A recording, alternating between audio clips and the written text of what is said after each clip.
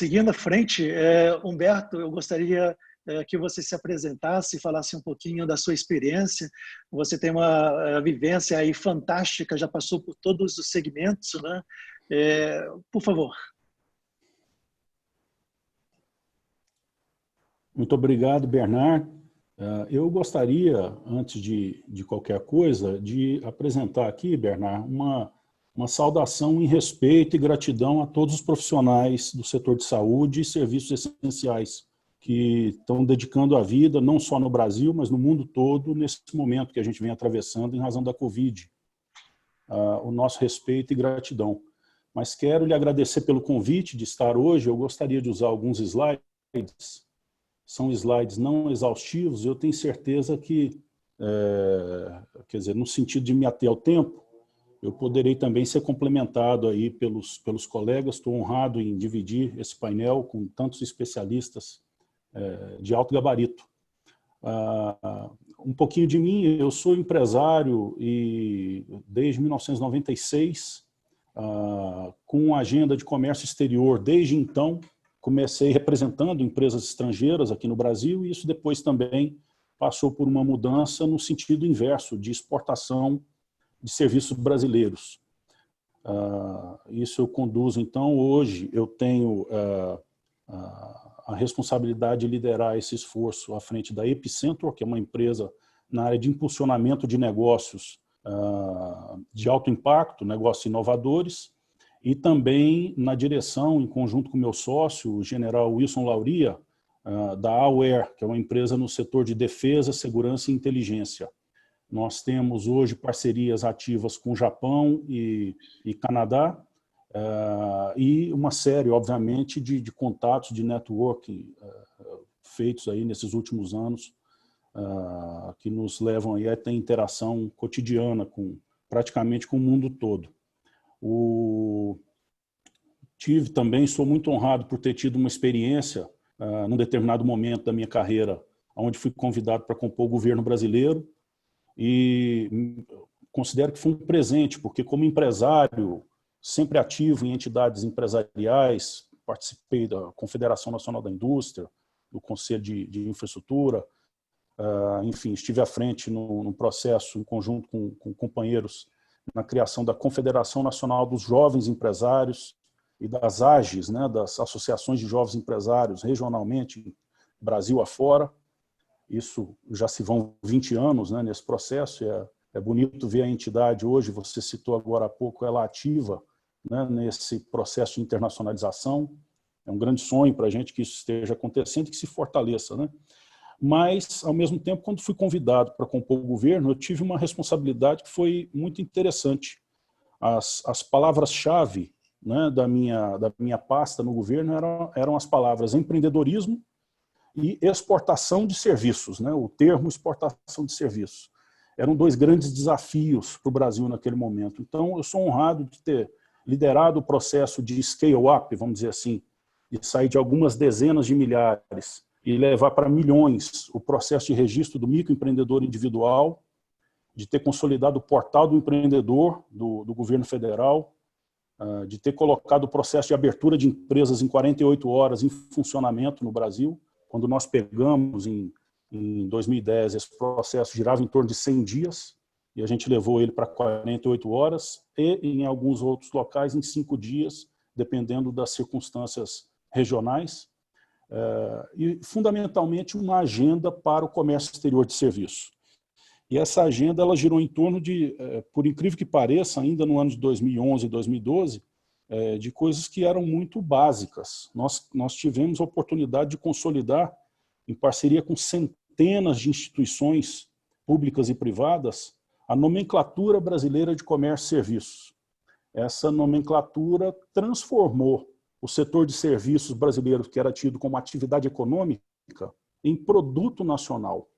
É uma pequena, talvez, né, para nós, enquanto cidadãos, no cotidiano, isso não faça tanta diferença, o porquê disso, mas é um pequeno ajuste que faz toda a diferença em todos os instrumentos de fomento, de interação, de promoção comercial, como você disse, né? E eu acho que, culminando com tudo isso, o sistema de comércio exterior de serviços e o Brazilian Official Catalog for Investment Opportunities. Foi um esforço de 3 anos consecutivos, onde nós trouxemos um arranjo com 27 unidades da federação, os 50 maiores municípios em PIB brasileiro, para um esforço para a atração de investimento estrangeiro, de forma organizada, investimento voltado à visão de longo prazo, e não apenas capital flutuante, como a gente vê se falar hoje em dia, né? Esse capital que a qualquer soluço econômico global, ele foge do Brasil, como fugiu agora nesse advento da Covid, né? A gente viu o dólar explodindo e assim por diante.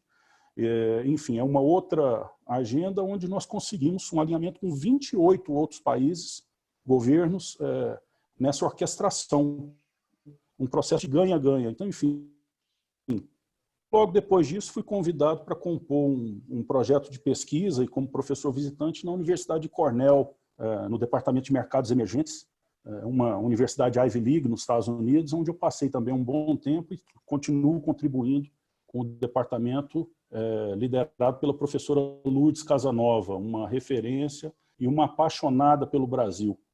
Então, enfim, fazendo essa recuperação aí de histórico, eu vou passar alguns slides, talvez numa dinâmica um pouco mais célere, em respeito aos colegas que vão na sequência, mas eu fico à disposição para voltar em mais detalhes, caso hajam dúvidas a respeito. Mas, enfim, existe aí uma discussão se há ou não uma nova economia, uma nova economia. Eu sou da geração antiga da nova economia, onde a gente dizia que a internet criaria uma nova economia no planeta, que de fato, ao meu ponto de vista, aconteceu. E, mais uma vez, eu acredito que a nova economia acontecerá também. Eu resumo e converso até em ambiente familiar e coisas desse tipo, eu digo o seguinte: nossos filhos usarão máscara de forma normal. E talvez a nossa geração não tenha tido isso como uma normalidade, né? Talvez no Japão, alguns mercados que já têm uma maturidade social para esse tipo de dinâmica, né? Um pouco maior, um pouco mais adensada, isso seja normal na nossa geração. Mas no nosso caso aqui do Brasil, certamente a geração dos nossos filhos é que terá isso como um novo normal. Mas vários são os pilares de uma dinâmica econômica, de uma dinâmica de comércio exterior, que se alteram em razão desse novo normal, né? E um deles que eu vejo é uma demanda por autonomia de produção dos países. Isso eu acho que é algo que é muito sério. Quer dizer, nós estamos falando de uma economia global de 85 trilhões de dólares, mais ou menos. Desses 85 trilhões, em torno de 20 trilhões, né, aí 25% talvez da economia, seja ligada ao comércio exterior, a transação entre fronteiras, né?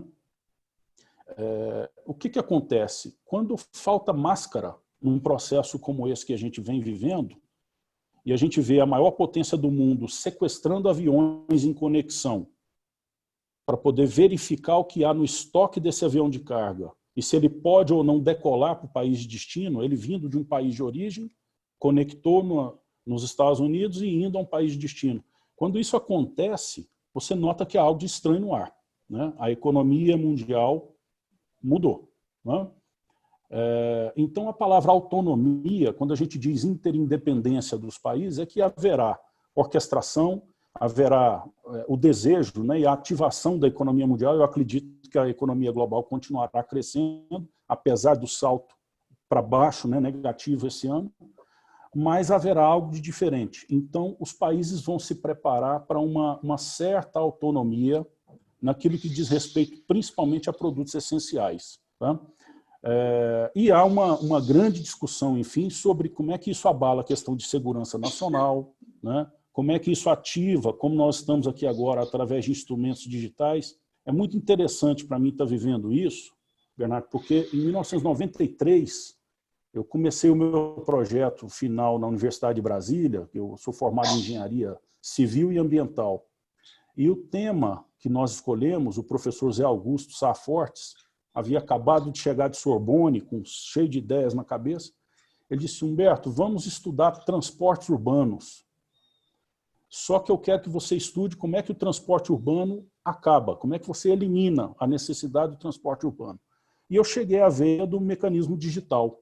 Então, ver agora teletrabalho, telemedicina, educação à distância, comércio eletrônico, tudo isso são coisas que eu estudei a pré-história deles, quando nem internet existia. Existia a ARPANET naquele momento, né? Mas, enfim, isso tudo vai acontecer e que ambiente de segurança vai se estabelecer para isso? Acho que é um grande nicho de estudo, tanto a segurança cibernética, quanto a segurança comportamental, física, de como é que as relações comerciais vão acontecer. É um campo de muita necessidade de atenção, principalmente para as nossas entidades, associações representativas observarem. Enfim, há outros critérios aí para a gente explorar. Mas uma dificuldade de fluxo de pessoas, como disse o Paulo, que me antecedeu, né? Comércio exterior demanda sola de sapato, né? Demanda esforço.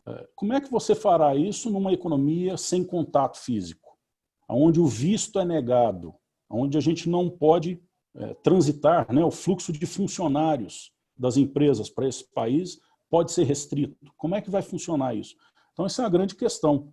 A gente vê ali na foto que a própria matriosca, né, a avó, está separada dos filhos e dos netos, né, e está chorosa. A gente vê até propagandas aí nas reportagens dos avós se ensacando para poder abraçar as crianças novamente, né? Mas, enfim, é uma nova economia, né? Tem um detalhe aí chave, eu não vou me ater porque isso é uma conversa também longa nesse slide específico, mas nós estamos ainda em meio a tudo isso e com restrição de movimentação física, vivendo um momento onde a confiança é colocada em xeque. As verdades científicas são contestadas a todo momento. Então, isso acontece em todos os setores econômicos. No dia a dia das famílias também acontece. Então, como é que vai se dar esse desdobramento, esse comércio exterior transnacional, num mundo onde fato e fake se misturam, não é? É um outro desafio para a gente também, tá? E, em meio aos desafios e uma oportunidade que eu acredito que a economia cresce, surge a figura do empreendedor. Eu pego uma definição do professor Frank Knight, que é um dos fundadores da Escola de Economia da Universidade de Chicago, que é uma universidade bastante reputada mundialmente, mas essa definição vem da tese de PhD dele enquanto aluno lá em Cornell, em 1916. Ele diz que empreendedor é aquele que age agora, e o agir é importante, porque é o efeito aí sola de sapato, que a gente estava comentando, que o Paulo também comentou, né? Encarando incertezas e buscando lucros. O lucro pode ser financeiro ou pode ser outro tipo de benefício também de interesse desse empreendedor, qualquer que seja ele. Mas o empreendedor é aquele que age encarando incertezas. E tem uma definição importante aí que não pode faltar, sobre o que é incerteza. Incerteza não é risco, na visão do professor Frank Knight. Risco você consegue medir. Risco você monetiza, você endereça, você securitiza. O risco é conhecido. A incerteza é completamente desconhecida, né? Então, agir encarando as incertezas é papel do empreendedor. E eu sou um devoto do empreendedorismo, né? A minha trajetória mostra isso e o que eu acredito é que o empreendedorismo é aquele combustível que vai transformar quaisquer economias, quaisquer formas da sociedade se organizar para produzir seu bem-estar. Então, aqui fica um chamado para os empreendedores, no sentido de ambição. E aí eu explico o que é a ambição que eu acho que precisamos ter em relação ao comércio exterior. Naquele número de 85 trilhões de dólares da economia global, o Brasil representa em torno de 2%. O Brasil está ali com 1,9 trilhões, mais ou menos. Eu arredondei o número aqui, mas o chamado é para que pensemos além dos 2%. O 2% é algo cultural na lógica brasileira. No Brasil, e isso é algo que a gente bate há muito tempo, culturalmente, associativamente, para que se transforme. Mas eu acho que é um processo de longo prazo. Os negócios no Brasil nascem com visão de mercado doméstico, o que seria muito bom, mas não pode ser suficiente. O Brasil tem um grande mercado doméstico, um mercado doméstico complexo, né, diversificado, e que ele deveria servir como campo de teste para os nossos empreendedores, para criarem seus conceitos de negócio, criarem suas vantagens competitivas, focarem naquilo que está ali no terceiro bullet, não apenas no voluntarismo, eu vou fazer, eu vou me esforçar. Isso é muito bom, mas isso não é visão competitiva. Você precisa se esforçar, você precisa ser voluntarioso, mas você precisa ter também estratégia, propósito, tecnologia, ciência, para que o seu negócio tenha realmente competitividade. E qual o risco de não atravessar os 2%, não buscar outros mercados além da fronteira? É que os outros 98% estão de olho no seu mercado aqui de 2%. Então, ou você sai, ou alguém virá tomar o que é seu. Ou espremer o seu pescoço. Né? O Brasil tem um contexto e tem uma propaganda que eu confesso para vocês que eu detesto essa propaganda, apesar de vir de uma família de origem de produção rural, certo? Que é o agro é tudo. O agro é tudo, porém o conceito de agro é tudo no Brasil colocou o produtor rural brasileiro entre um fornecimento de insumo liderado por grupos estrangeiros e o trading de comércio exterior do produto brasileiro liderado por grupos estrangeiros. Ou seja, sobra para o produtor brasileiro o risco do negócio. Ele é esfolado por um preço arbitrado por mercados estrangeiros, não agrega valor no produto e, ou seja, joga o nosso PIB para baixo, jogando o valor para fora do Brasil. Nós não estamos agregando valor aqui. Isso, obviamente, no contexto geral, mas eu falo como quem vem de uma família de produtores, tanto de café quanto de gado. Eu sei bem o que eu estou falando com quem trabalha da porteira para dentro. Tá? Então, enfim, esse é um chamado também para que a gente tenha um conceito um pouco mais amplo. Vamos pensar um pouco, né, o que pode nos reservar os outros 98%. Tá? Aqui uma coisa bem rápida, mas para mostrar para vocês a situação enquanto economia sistêmica do Brasil.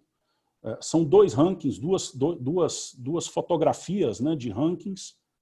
O da esquerda é o do Fórum Econômico Mundial, de 2016, o mais recente, onde o Brasil figura na 110ª posição entre 136 países na questão de habilitação para o comércio exterior. É o índice de habilitação para o comércio exterior.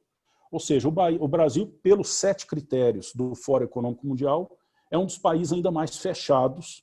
Isso, obviamente, está representado em números. Enquanto a economia global, em torno de 20% dela, do PIB mundial, vem do comércio exterior, entre fronteiras, no caso do Brasil é metade.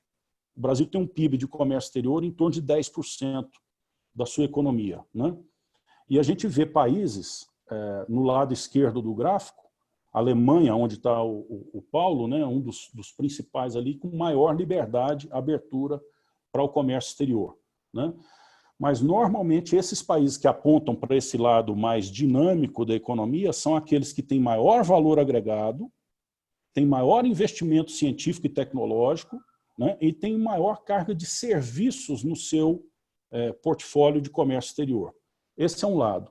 O outro lado que é muito importante também é que comércio exterior não é só a troca, toma lá da cá, de eu compro um produto, uma caneca, e você me paga, e eu te pago um valor financeiro. Na verdade, envolve muito arranjo produtivo por trás disso. Há outras consequências. E aí o que me preocupa muito é o ranking do lado direito. É um ranking da H. Kearney, que eu venho acompanhando ele ano a ano, os anos disponíveis, né, desse ranking, e que mostra a posição de cada país em relação à atratividade por parte dos presidentes de grupos estrangeiros, de grupos de investimento global, né, no investimento naquele mercado. A gente vê que em 2007, que foi a primeira edição do ranking, o Brasil era o 6º país de maior interesse por parte desses decisores, os conselhos e os presidentes, diretores dos grupos de investimento. Certo? Ali cita os países que estavam à frente do Brasil naquele momento. O Brasil foi melhorando até 2013, chegando à 3ª posição. Então, disputando ali China, Índia, Brasil, Estados Unidos, disputavam a liderança de destino do investimento estrangeiro global. Esse ranking bate com o ranking da UNCTAD, que mostra que o Brasil, de 2010 a 2014, figurou sistematicamente entre os 5 maiores destinos de Foreign Direct Investment do planeta, né? A partir de 2014 começou uma descendente, e ela passou a ser muito preocupante, porque à medida que você saiu do top of mind, simplesmente vira uma briga situacional agora por investimento estrangeiro. O Brasil não figura mais entre os 25 principais. Então, é uma situação que precisa ser endereçada. Quer dizer, e aí tem vários critérios a serem discutidos a respeito disso. Mas esse é o fato. Quer dizer, os decisores sobre investimento estrangeiro não colocam mais o Brasil como uma das suas prioridades. Tá? E aí, enfim, dados todos os problemas, que tipo de esforço podemos empreender para nos posicionarmos? E aqui é posicionamento. Eu não digo o que é melhor, nem o que é pior. Mas existe um esforço de posicionamento entre uma situação de comoditização das nossas exportações, agro é tudo, e de construção de confiança nas nossas exportações. Foi citado o case anteriormente na Alemanha com um grupo supermercadista que apresentou para o fornecedor brasileiro, um potencial fornecedor brasileiro, qual é a sua carteira de demanda. O que o alemão fez, numa situação prática como essa, foi mostrar a oportunidade de parceria, de estrutura de visão de longo prazo, de compra recorrente, e não apenas oportunística, situacional e de comoditização. Quer dizer, eu vejo esse fornecedor como tendo uma boa oportunidade, obviamente, eu não analisei, eu não conheço a situação, mas é uma boa oportunidade de discussão, porque ele tem do outro lado alguém que está construindo confiança com ele. E talvez confiança seja a palavra-chave nesse novo normal, não só para o comércio exterior, mas em especial para o comércio exterior. Então a gente sair de uma questão simplesmente vocacional. O Brasil tem terras abundantes e podemos produzir, e temos minérios e podemos exportar. Isso é vocação do país. Mas se a gente, além da vocação, agrega outras disciplinas e pilares competitivos, nós podemos sair de uma situação de venda situacional para uma situação de construção de confiança, né? Eu brinco que no mercado do café, que a gente sempre discute dentro de casa, o Starbucks, infelizmente, não é brasileiro, porque nunca houve uma visão de construção, de acreditação, de agregação de valor, de diferencial do produto e de integração, inclusive com o consumidor final. A gente vê que isso foi capturado, esse valor foi capturado por outros grupos não brasileiros, apesar de sermos o maior produtor de café em grão do planeta, né? É um exemplo ilustrativo, obviamente a gente pode entrar bem mais a fundo nesse assunto, se for o caso. Tá? Eu estou concluindo aqui, mas eu não posso concluir sem antes dizer que, além do físico, da transação de bens, existe um grande manancial de oportunidade para o nosso país nas transações de intangíveis. A ilustração ela é bastante óbvia e todos devem conhecer, mas sempre a figura ilustrativa ajuda, né? Primeiro, duas coisas. Por que essa foto aqui ao lado? A gente mostra ali Londres, Nova York, Tóquio e Moscou, né? Um amigo já me perguntou onde é que está Beijing, né? Que é a grande potência hoje é a China nessa questão da dinâmica de comércio exterior. Onde é que está Beijing ali? Eu disse, Beijing está no cara que bateu a foto. É o cara que está observando os outros mercados e vendendo e comprando para o mundo inteiro. Então, quem bateu a foto provavelmente é um chinês, né? Essa foi a minha réplica em relação à foto. Mas a foto é ilustrativa, ali teriam que ter, obviamente, de acordo com o tipo de produto que você trabalha, a sua empresa, você tem que ver quais são os seus mercados-alvo e a lógica de posicionamento que eu já mencionei anteriormente. O fato aqui à direita é que é interessante. Eu listo ali as 10 maiores empresas em market cap, agora no dia 31 de março passado. Tá? Inclusive, dada a Covid, elas devem ter, inclusive, melhorado a posição. Mas a gente nota que praticamente todas elas são ligadas, a não ser a Johnson & Johnson, que é um grupo manufatureiro, mas também na área de serviços, né? Todas as demais são empresas de serviço, todas elas. Quando a gente pega as 50 maiores, as 500 maiores, da mesma forma. Outro detalhe interessantíssimo dessa dinâmica é o aumento das empresas chinesas nesses rankings. Agora, a Cornell, no mês passado, lançou uma nova edição da análise do ranking de competitividade das empresas globais e achei muito interessante a análise, porque entre as 500 maiores empresas do mundo, ano passado, 121 eram americanas, 119 eram chinesas. Ou seja, o chinês encostou no vácuo. Se esse ano ultrapassa ou não, vamos ver, né? Mas a lógica do comércio de serviço, então, ela reserva modos de prestação do serviço remoto ou o serviço presencial, né? São 4 modos que a Convenção Internacional, né? Na Organização Mundial do Comércio, a gente monitora, e há um 5º modo começando também a ser monitorado, mas na verdade é o maior deles, tá?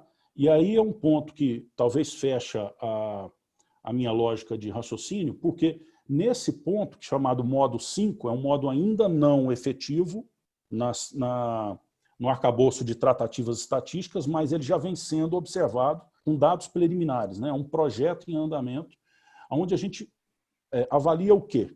Do produto manufaturado em cada país, da agroindústria ou do setor automobilístico, enfim, da produção de sapatos, cada produto manufaturado, qual a carga de serviços incorporada a essa manufatura.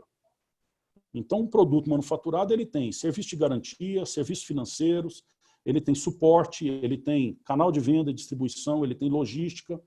E a gente nota que à medida que sobe a intensidade de serviços no produto manufaturado, eu agrego valor, eu retenho maior parte, né, do benefício total da venda, né, e eu gero um volume muito maior de emprego no mercado doméstico, ao redor, vamos dizer, da fábrica. Tá? Então, a gente vê ali no caso já do Brasil, é o da direita aqui, dados de 2015, eu vou tentar colocar aqui um pointer aqui. A gente nota nesse diagrama aqui que há um pedaço já medido do comércio exterior de serviços, tá? Porém aqui, que aqui está na casa de 35 bilhões de dólares, e nesse caso aqui, ó, ele tem 2 camadas. A camada de cima é o serviço incorporado ao produto manufaturado. Ou seja, eu não sei se o meu desenho ficou muito bom aqui, porque o meu pointer do mouse aqui não está muito simples, eu não sei se está. Mas aquela faixa de cima ali, que representa mais de 40 bilhões de dólares, é o produto de serviço incorporado ao manufaturado. Tá? Essa é uma vertente a ser observada, o M5 na base industrial já existente no Brasil, como aprimorá-lo. E a segunda chamada de atenção que eu faço nesse slide aqui é a transação digital. Apesar da necessidade de construção de confiança, o mecanismo digital vem tendo um crescimento brutal. O pedido feito digitalmente, é o caso, por exemplo, do comércio eletrônico. Você compra através de sites e a entrega física acontece para você nos canais convencionais. Aquele que é habilitado por plataforma, aqui o grande exemplo talvez seja o Uber, onde você tem uma plataforma que você nem sabe aonde ela fica, ela está em algum servidor numa nuvem, né? E você aciona um veículo que está aqui ao lado de você, usando esse serviço que está do outro lado do planeta, provavelmente. São serviços habilitados por plataforma. E ainda o terceiro modelo, que é a entrega digital. Eu posso contratar um serviço de educação online, por exemplo, e receber uma aula lá de Cornell ou de outras universidades e escolas mundo afora, certo? Então, a entrega é feita também digitalmente. Esses 3 conceitos são muito importantes para o que vem por aí.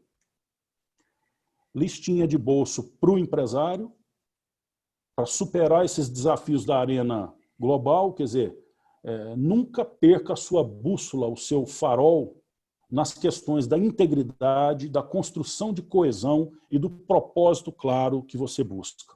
Construa confiança com os seus interlocutores. Fundamentalmente, 1, 2, 3. Planeje, interaja e persista. Vão haver problemas. Eu falo como quem viveu e vive essa arena internacional no dia a dia. Os problemas são vários e você vai poder transpô-los e vai ganhar experiência a cada vez que um deles lhe afetar. Fica então essa primeira, a gente fica à disposição para o que acharem oportuno. Obrigado. Humberto, fantástico. Realmente uma ótima apresentação. Eu acho que traz aí algumas coisas para se pensar e, de fato, é muito importante avaliar todas essas questões. E uma coisa extremamente importante que você mencionou e que eu gostaria de enfatizar, que é algo que eu tenho escutado nos últimos tempos, principalmente nesse período corona e pós-corona, né? Eu estive participando aí de algumas videoconferências com o pessoal dos Emirados Árabes sobre a questão da agricultura, que é um tema também extremamente importante. E quando se fala sobre essa questão de produtos alimentícios, vem também uma outra questão, que é a questão da rastreabilidade, né? O fato da necessidade de se conhecer de quem você está comprando e como aquela pessoa está comprando, né? Como que ela está produzindo, né? Então, esse é um tema extremamente importante, porque as pessoas ainda não prestaram atenção de como que isso é uma tendência cada vez mais forte de querer conhecer não somente o produto, mas de quem está comprando e qual é o produtor, né? E isso é realmente já mandatório em alguns mercados, né? Quando a gente observa aí todas essas preocupações em relação à saúde, então realmente parabéns, inclusive, por comentar sobre os aspectos do pessoal da saúde que está trabalhando essa questão no início da sua apresentação. Então, isso tudo traz à tona a questão da discussão de como que nós estamos e para onde que nós vamos, né? Então, isso é um aspecto fundamental. Agora, claro, o Humberto